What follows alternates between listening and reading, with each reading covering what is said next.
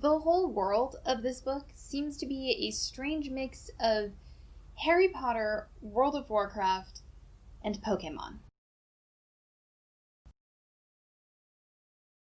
What's up, guys? I'm your teen librarian, Gina, and this month you told me to read The Novice by Taran Matharu. This book has been on my radar for a while now. I got it from my younger brother a few years ago, and he tore through the series. Which, I have to say, now having read the first book myself, I get it. Let's start with the world, since that is arguably my favorite thing about this book. If you paid any attention to the promotional video for Tell Me What to Read, you know that I play World of Warcraft. And WoW is one of those MMORPGs with two constantly warring factions. And some of the playable species are humans, elves, dwarves, and orcs. So that is precisely where my mind went as soon as I found out the human kingdom was fighting orcs. To my favorite video game. Which actually worked out really well because World of Warcraft has been around so long with so many expansions and so many different environments to play in that my experience with the game made it really easy to read this book. Matharu does not provide a lot of detailed description of anything, really.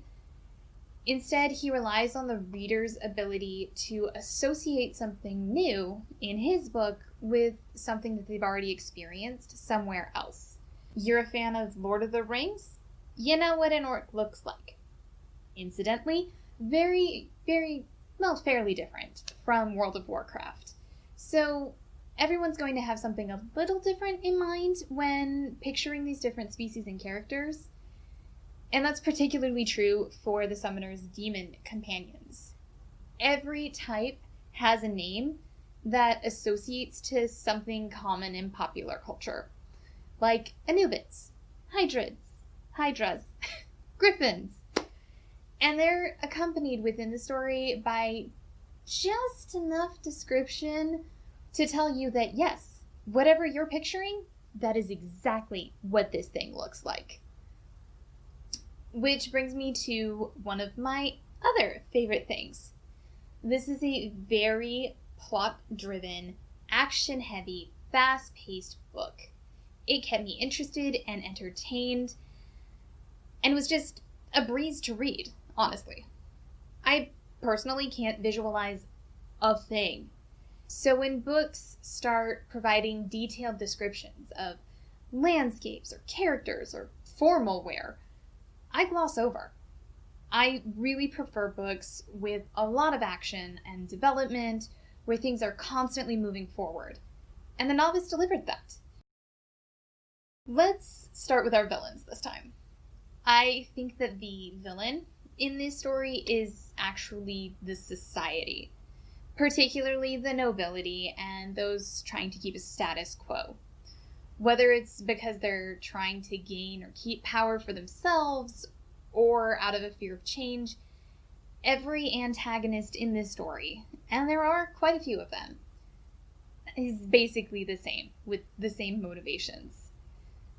Throughout the story, we get characters like Diedrich and Tarquin and Rook who believe they're better than other people because they have more money or a better pedigree or whatever. And whenever someone they consider to be lower than them does better than them, is smarter than them, is more naturally talented, or just refuses to grovel, it irritates them and embarrasses them. Enough to want to kill them, mainly because they know that they'll be able to get away with it. The society created in this kingdom allows the people who have power to get away with anything. Because others, like Jakov and Grindel, want to get close to them. They want that protection from them. They want a little bit of that power for themselves. So they will agree with whatever somebody higher than them says. They'll support them and harass the people that they don't like dwarves and elves, and our hero Fletcher. So you get this class system that develops with humans who have money and influence at the top, commoner humans in the middle who are like, well, I don't have the luxury that those guys have, but at least I'm not that guy.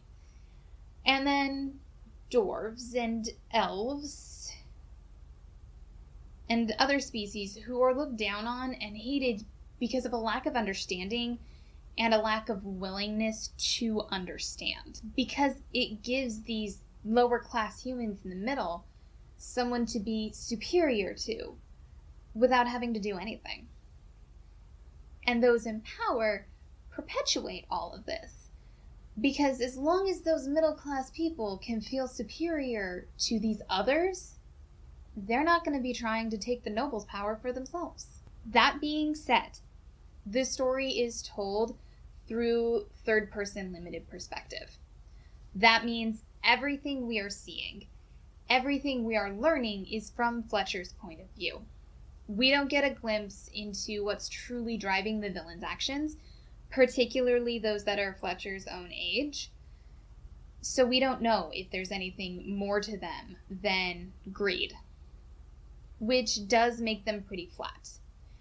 I didn't feel sympathy for them, but I also didn't really feel a sense of victory when Fletcher defeated them. This is where the Harry Potter comparison comes into play. Our main character, Fletcher, has a backstory and storyline that are very similar to Harry's. He's an outsider. Yes, Fletcher grew up in this world, hearing stories about battles and dwarves and elves and summoners, but he also grew up in a very isolated area, at pretty much the bottom of the food chain. There were no dwarves or elves around for him to be better than. So when he gets to the capital and eventually Voken's Academy and starts interacting with these other species and seeing how they're treated, he feels more of a connection to them than the other humans around. Because that's how he was always treated. Fletcher is also very empathetic and idealistic and very noble in like a Cinderella sense. He looks around him and is constantly thinking about how things would be better for everyone in society if the best person for any given job was actually given that job, rather than the elites getting the best jobs, not because they are the best for them, but because they are elite. Overall, Fletcher's pretty much the perfect embodiment of the underdog hero. He's fighting for justice, he's fighting for what's best for everyone and the people who are less fortunate than him, and protecting the kingdom, all while being a genuinely nice guy who wants to make friends and visibly checks himself before he becomes too arrogant or distrusting. And it also makes him pretty flat. He's already perfect. There's no room for growth. I mean, that could make an interesting character study on nature versus nurture. If he was legitimately born and raised in a noble house, would he act differently? But I don't think that's where we're going. There are a few other secondary characters, like Othello, Silva, and Seraph, who are Fletcher's fellow students and do play an important role in the climax of this story. But they're really kind of there to be Team Fletcher. Things are hyper-focused on Fletcher, and the only time we see anything having to do with his friends or his teachers is when it's playing a direct part in Fletcher's story. Again, keeps the action flowing, keeps everything short, sweet, to the point, but not a whole lot of room for character development or growth. I don't really have a specific thing to say here. I just thought that that little salamander demon deserved his own little title card because he's adorable. Although, demons in general. This is where Pokemon comes into play, alright? So, summoners have to get gifted their first demon, but then they can use that demon, if their fulfillment level is high enough, to go into the ether and get more demons for their arsenal. I mean, seriously, gotta catch them all. I did start the book with this pretty messed up theory that the bug demon Ignatius is snacking on when Fletcher first summons him is actually James Baker's demon. You know, the one that refused to leave his dead body. But then we found out how Ignatius was actually tied to that scroll, and I was like, yeah, okay, probably not. I think it would be a little too on the nose if it turned out that Fletcher was Lord Faversham's son. There's way too much lead-in for it to be true, in my opinion. At first, I was thinking that it would be interesting if he turned out to be someone's legitimate heir, a la Jon Snow in Game of Thrones. But now I'm kind of leaning toward him being the firstborn of a noblewoman. Like, if he was the son of some noblewoman and her true love, the stable boy, and then he was abandoned because she had to go off to her arranged marriage. Although that wouldn't explain the naked and the cold, I guess. What the heck do the Scythians have to do with anything? Seriously, I've got no clue. It feels like something would come up, because otherwise, why mention them? But if we're supposed to be dealing with the orcs and the social injustices in the real world, then when will we have time to get into whatever's going on with the Scythians? Lastly, I predict that the first third to half of the second book will be dealing with Fletcher in Pelt and what he left behind there.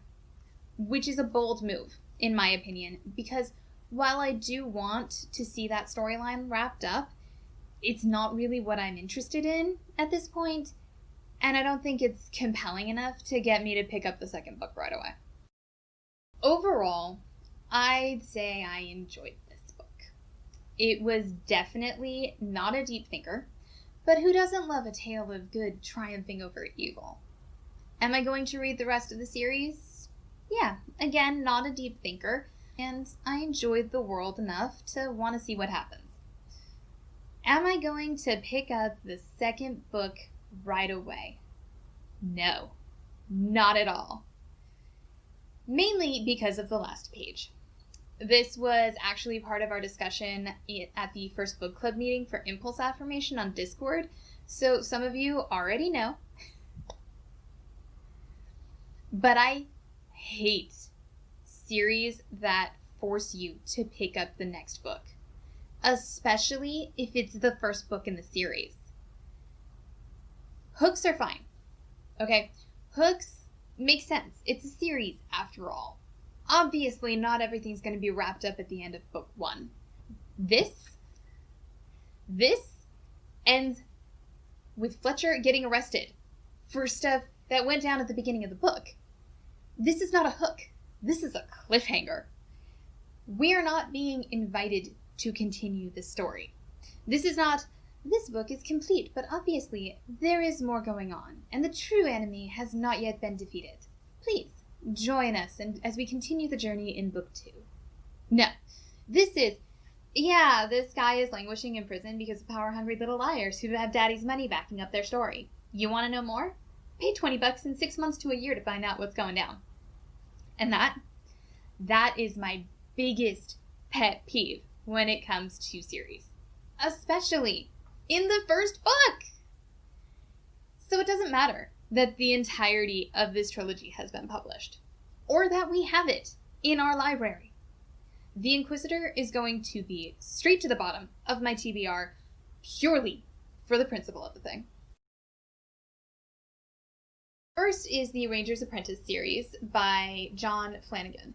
This is another series about a teen boy plucked from obscurity in his village to be trained to fight and protect the people of his country.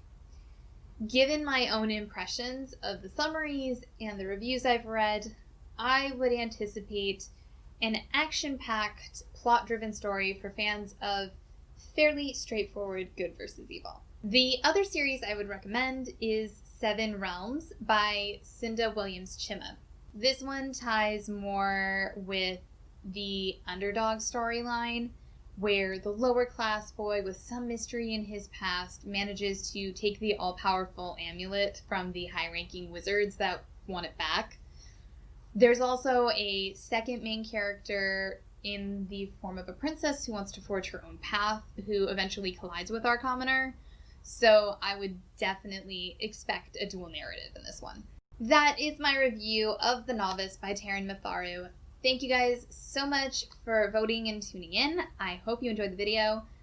Make sure to vote for December's Tell Me What to Read between the 1st and the 15th on the library's blog.